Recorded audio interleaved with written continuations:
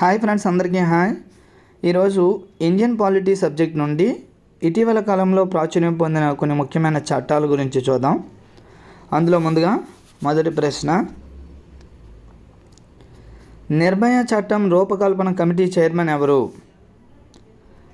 నిర్భయ చట్టం రూపకల్పన committee chairman ఎవరు అంటే ఆన్సర్ జేఎస్ వర్మ గారు.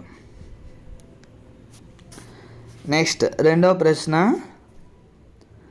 జేఎస్ వర్మ కమిటీలో ఇతర సభ్యులు ఎవరు అంటే చూడండి, option C A and B అంటే లీలా సేత్ మరియు గోపాల్ సుబ్రహ్మణ్యం, వీరిద్దరూ కూడా. So answer C, Leela Seth మరియు గోపాల సుబ్రహ్మణ్యం. నెక్స్ట్ తర్వాతి ప్రశ్న, మూడవ ప్రశ్న, నిర్భయ చట్టం యొక్క ముఖ్య ఉద్దేశం ఏమిటి? నిర్భయ చట్టం యొక్క ముఖ్య ఉద్దేశం ఏమిటి?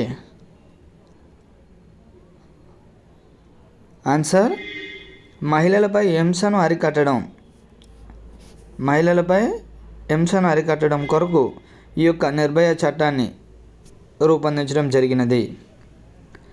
నెక్స్ట్ నాలుగో ప్రశ్న, జేఎస్ వర్మ కమిషన్ ఏర్పడిన కాలం. జేఎస్ వర్మ కమిషన్ ఎప్పుడు ఏర్పాటు కాబడినది? ఆన్సర్ 2013 జనవరి 23వ తర్వాతన. చూడండి, జేఎస్ వర్మ కమిటీ ఏర్పడిన కాలం ఎప్పుడు అంటే చూడండి, జేఎస్ వర్మ కమిషన్ ఏర్పడిన కాలం అంటే 2012 డిసెంబర్ 23. జేఎస్ వర్మ కమిషన్ ఎప్పుడు ఏర్పాటు కాబడినది అంటే 2012 డిసెంబర్ 23. జేఎస్ వర్మ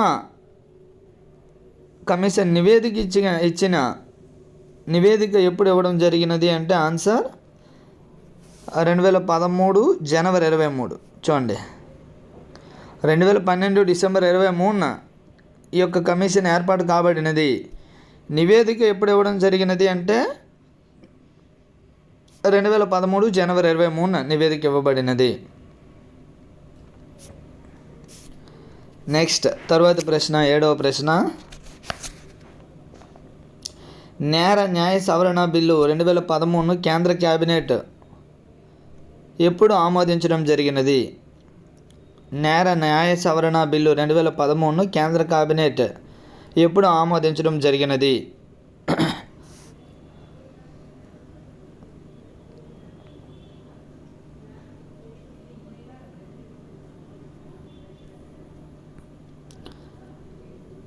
ఏడో ప్రశ్న చూడండి, నేర న్యాయ సవరణ బిల్లు 2013ను కేంద్ర క్యాబినెట్ ఎప్పుడు ఆమోదించడం జరిగినది? Answer 2013 March.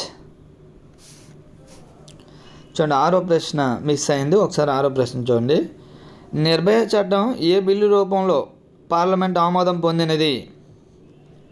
నిర్భయ చట్టం ఏ బిల్లు రూపంలో పార్లమెంట్ ఆమోదం పొందినది? ఆన్సర్ నేర న్యాయ సవరణ బిల్లు 2013గా రూపొందడం జరిగినది. ఈ యొక్క నేర న్యాయ సవరణ బిల్లు 2013 కేంద్ర క్యాబినెట్ ఎప్పుడు ఆమోదించినది అంటే 2013 మార్చ్. ఈ చట్టం ఏ బిల్లు రూపంలో పార్లమెంట్ ఆమోదం పొందినది అంటే నేర న్యాయ సవరణ బిల్లు 2013. కేంద్ర క్యాబినెట్ ఎప్పుడు ఆమోదించడం జరిగినది అంటే 2013 మార్చ్. నెక్స్ట్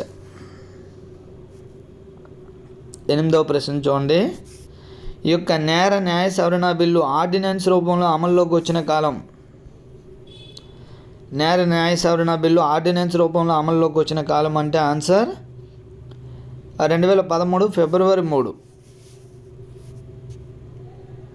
ఆర్డినెన్స్ అనగా తెలుసు కదా, పార్లమెంట్ సమావేశాలు లేని సందర్భంలో ఆ యొక్క బిల్లును చట్టం రూపంలోకి తీసుకురావడం, ఆ తర్వాత సమావేశాలు ప్రారంభమైన తర్వాత క్యాబినెట్ ఆమోదించడం. సో ఫిబ్రవరి కాలానికి సమావేశాలు లేవు కనుక ఆర్డినెన్స్ రూపంలో అమల్లోకి రావడం జరిగినది. ఆ తర్వాత సమావేశాలు జరిగిన సందర్భంలో 2013 మార్చిన ఆమోదించడం జరిగినది. నెక్స్ట్ 9వ ప్రశ్న, ఇటీవలే ఏ రాష్ట్రంలో భారత పౌరులు జాతీయ రిజిస్టర్ నమోదు సర్వే వార్తల్లోకి వచ్చినది? చూడండి, ఇటీవలే ఏ రాష్ట్రంలో భారత పౌరుల జాతీయ రిజిస్టర్ నమోదు సర్వే వార్తల్లోకి వచ్చినది? ఆన్సర్ అస్సాం. నెక్స్ట్ 10వ ప్రశ్న, 2018లో నచ్చిన భాగస్వామిని వివాహం చేసుకునే హక్కు ప్రతి మహిళకు కలదు అని సుప్రీంకోర్టు తీర్పునిచ్చిన కేసు. అన్నీ కాదు అక్కడ, అని చూడండి, అక్కడ తప్పు ఉంది. 2018లో నచ్చిన భాగస్వామిని వివాహం చేసుకునే హక్కు ప్రతి మహిళకు కలదు అని సుప్రీంకోర్టు ఏ కేసులో తీర్పునివ్వడం జరిగినది? చూడండి ఆప్షన్స్: హదియా కేసు, లవ్ జిహాద్ కేసు. ఆప్షన్స్ చూడండి: హదియా కేసు, లవ్ జిహాద్ కేసు, బోత్ మరియు ఏది కాదు. Answer both. ఇది హదియా మరియు లవ్ జిహాద్ కేసు. ఈ రెండు కేసుల్లో కూడా సుప్రీంకోర్టు నచ్చిన భాగస్వామిని వివాహం చేసుకునే హక్కు ప్రతి మహిళకు కలదు అని చెప్పడం జరిగినది. So answer C. నెక్స్ట్ 11వ ప్రశ్న, న్యాయ సవరణ బిల్లు 2013 ప్రధాన అంశం ఏమిటి?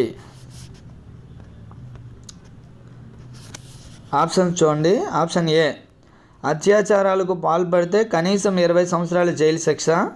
ఆప్షన్ బి, 20 సంవత్సరాల జైలు శిక్షను జీవితాంతం పొడిగించే అవకాశం కలదు. Option C, both A B. Answer both AB.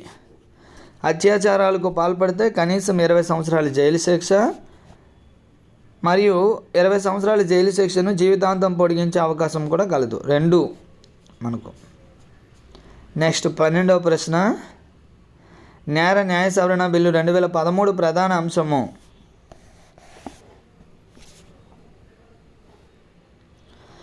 Option చూడండి. 18 సంవత్సరాల కంటే తక్కువ వయసు గల యువతితో లైంగిక చర్య జరిపితే అత్యాచారంగానే పరిగణించబడుతుంది.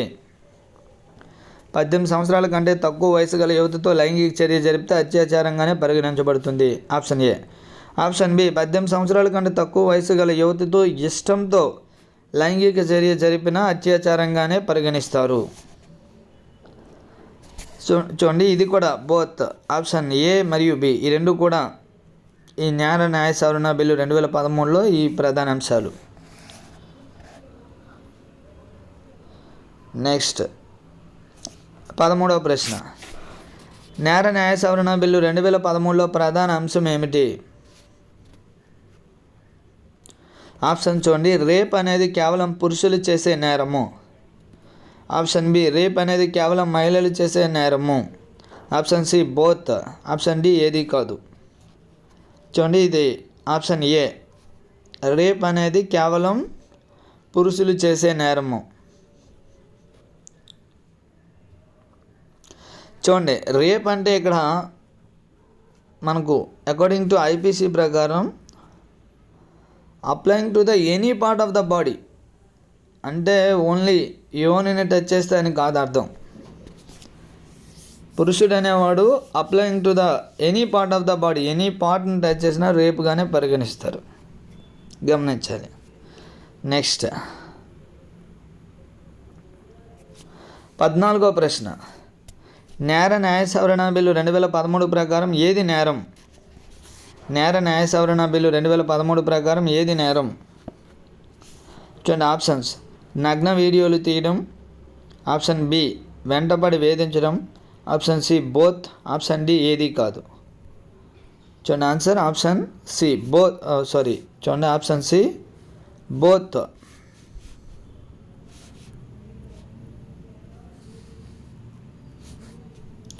నగ్న వీడియోలు తీయడము మరియు వెంటపడి వేధించడం ఈ రెండు కూడా 2013 న్యాయ సవరణ బిల్లు ప్రకారం నేరాలే.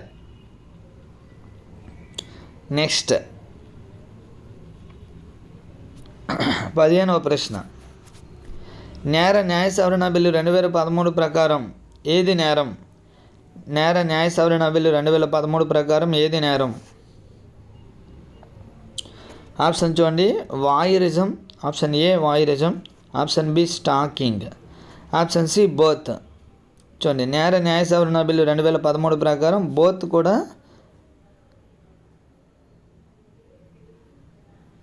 స్టాకింగ్ కిందకే వస్తాయి.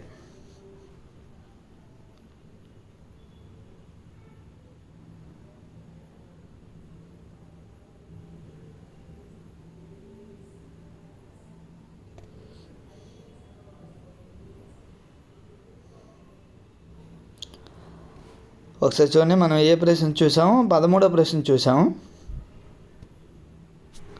14వ ప్రశ్న చూద్దాం. 14వ ప్రశ్న చూడండి.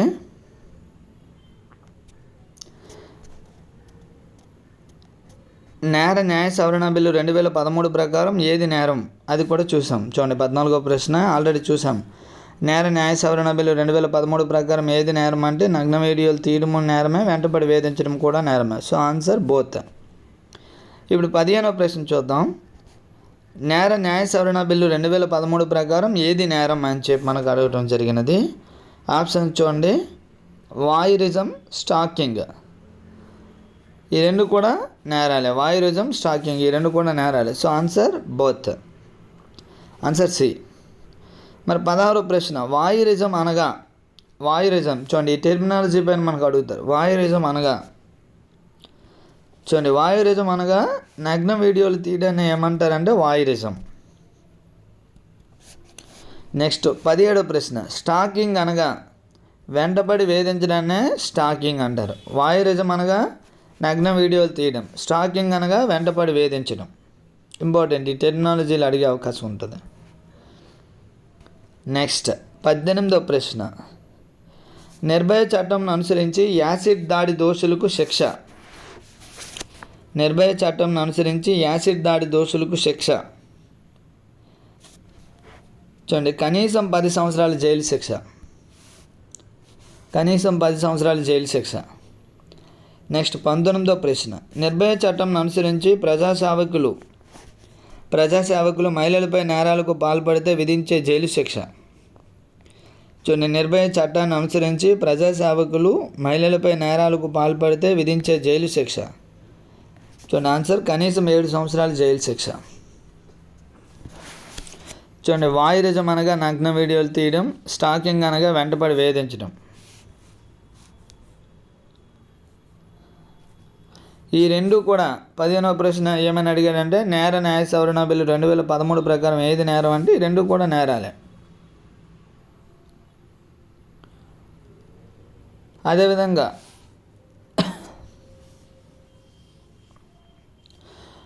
నేర న్యాయ సవరణ బిల్లు 2013 ప్రకారం ఏది నేరం అంటే అది కూడా ఈ రెండు నేరాలు. ఏది 14 నగ్న వీడియోలు తీయడం, వెంటబడి వేధించడం. ఈ వీటికి రిలేటెడ్గా ఈ ప్రశ్నలు ఇవ్వడం జరిగినది. Thank you friends, thank you to all. మన యొక్క ఛానల్ మొదటిసారిగా విజిట్ చేసిన వారు ఎవరైనా ఉంటే తప్పనిసరిగా ఛానల్ సబ్స్క్రైబ్ చేయండి. అదేవిధంగా ఏదైనా డౌట్ ఉంటే కామెంట్ సెక్షన్లో కామెంట్ చేయండి. వీడియో లైక్ చేయండి, షేర్ చేయండి. Thank you very much, thank you to all.